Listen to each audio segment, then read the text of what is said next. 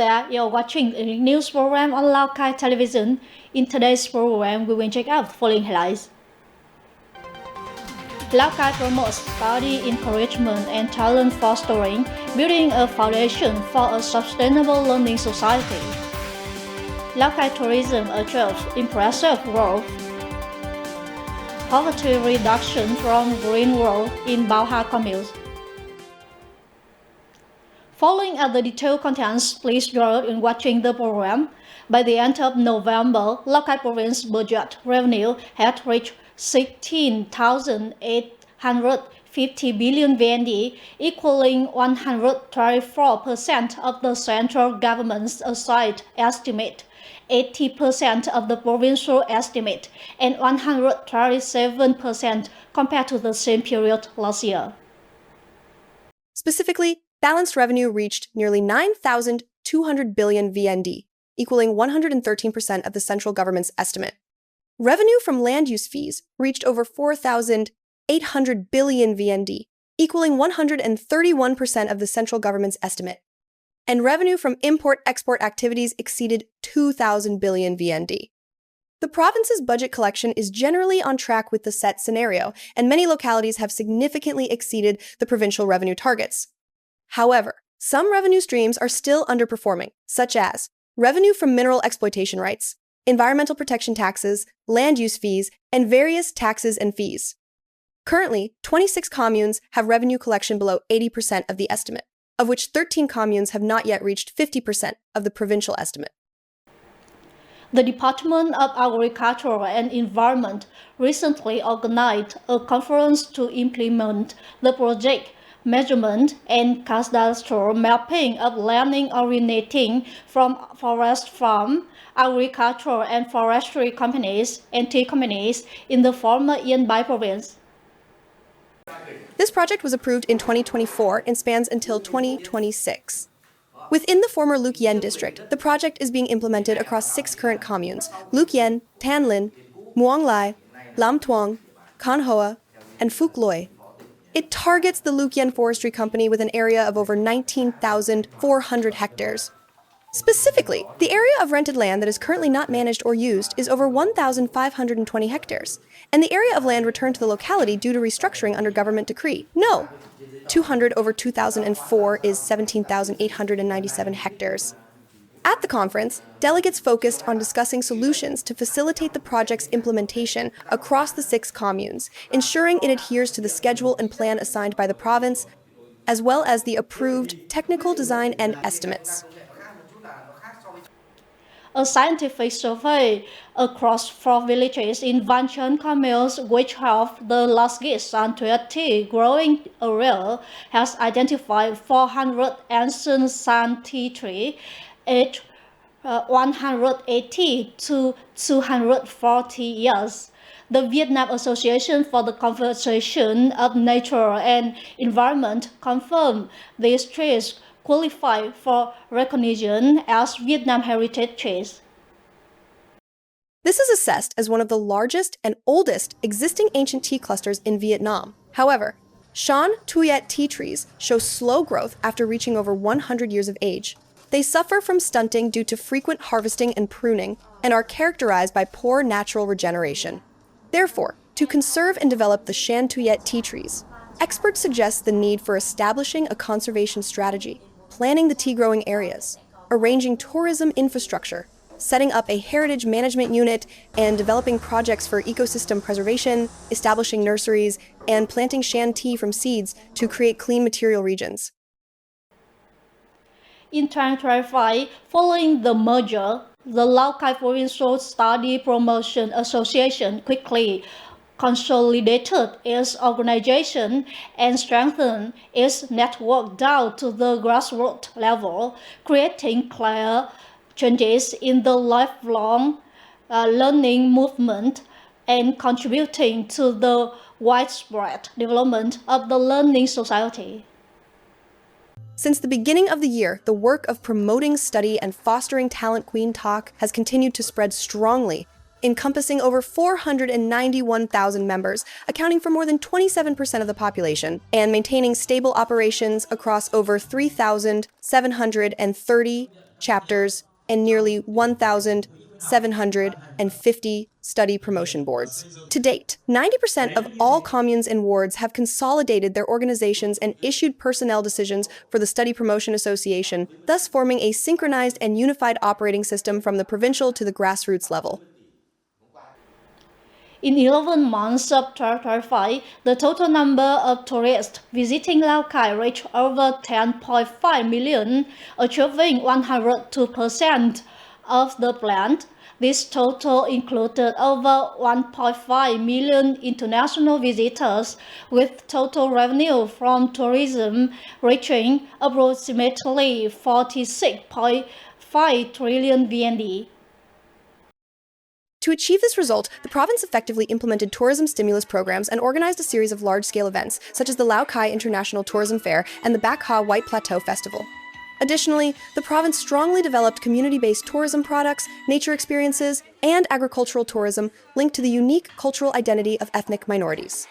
Tourist destinations, especially in the high-altitude communes, are currently focusing on activities to welcome winter visitors, with cloud hunting and snow viewing activities expected to draw tourists to Lào Cai during the final month of the year and the Tet holiday.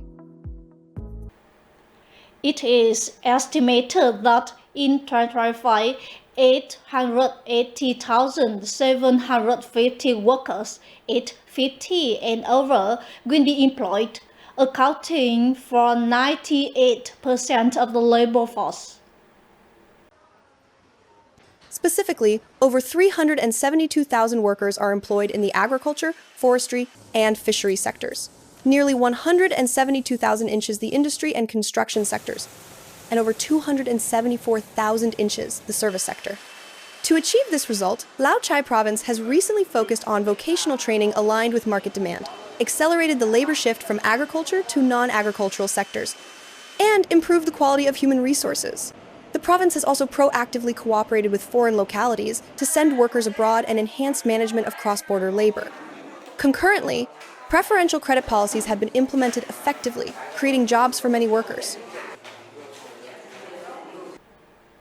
Ladies and gentlemen, for over 14 years, residents in the area designated for the project Groups 1 and 2, Bắc Khương and Cam Đường Ward, have lived within a substandard planning zone.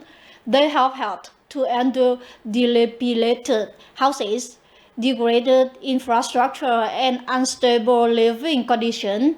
The situation stems from prolonged issues in site clearance and compensation.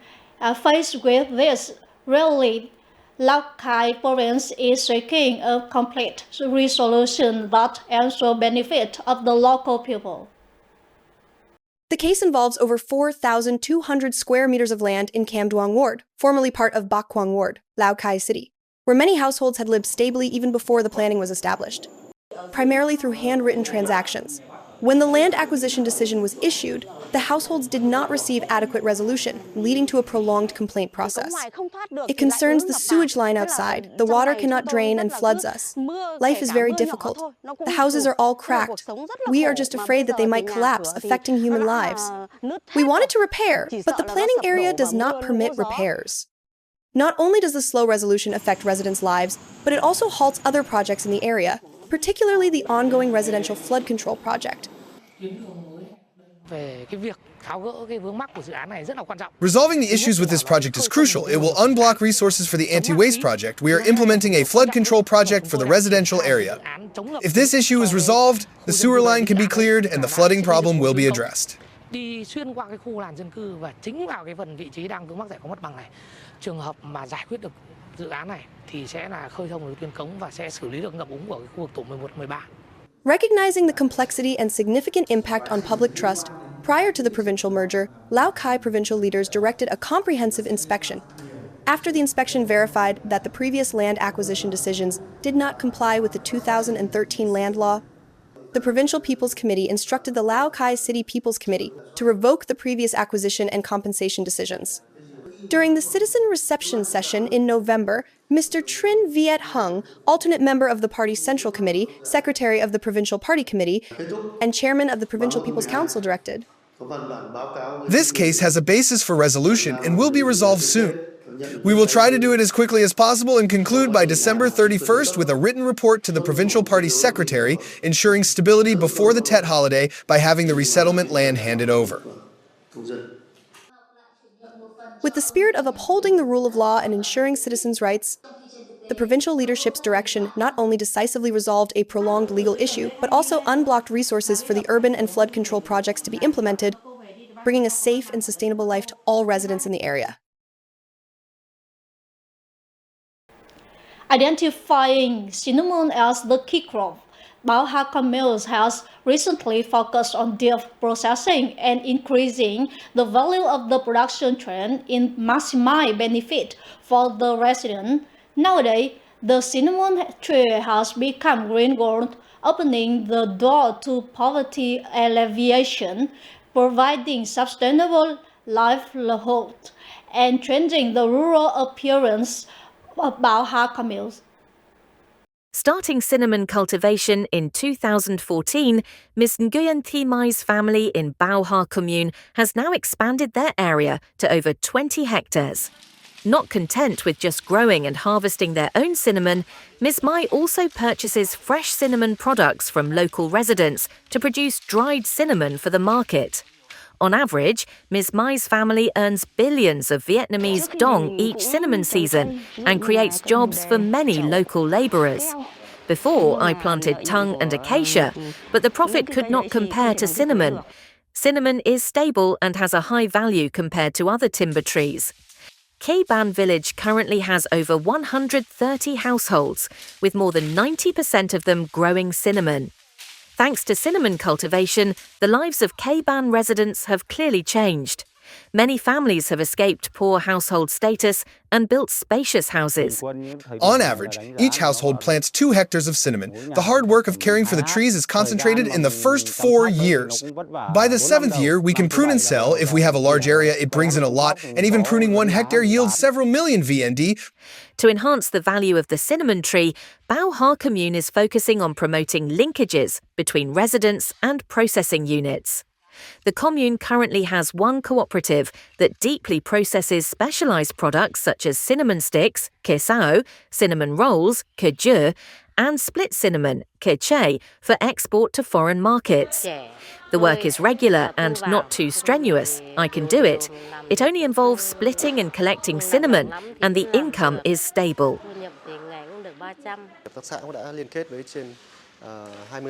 The cooperative links with over 20 households to grow cinnamon, cooperates to purchase cinnamon from residents for processing, and exports it to India, Bangladesh, and some European countries. We actively advocate that residents cultivate and care for the trees without using chemicals to ensure quality and meet export standards. With 4,709 hectares of cinnamon accounting for nearly 36% of the total natural forest area, the cinnamon tree has become a vast raw material zone in Bao Ha. By effectively exploiting available potential and implementing clear orientations, the cinnamon tree has affirmed itself as the key crop.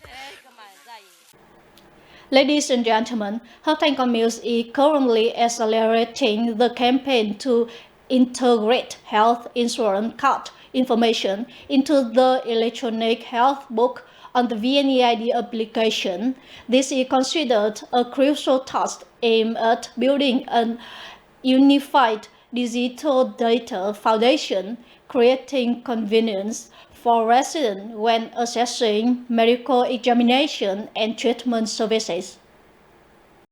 Today, Ms. Hoang Thi Thuyen, deputy head of the Hop Than Commune Health Station, along with her colleagues, visited Peng Tu village to diligently guide residents on integrating their health insurance cards into the VNeID application.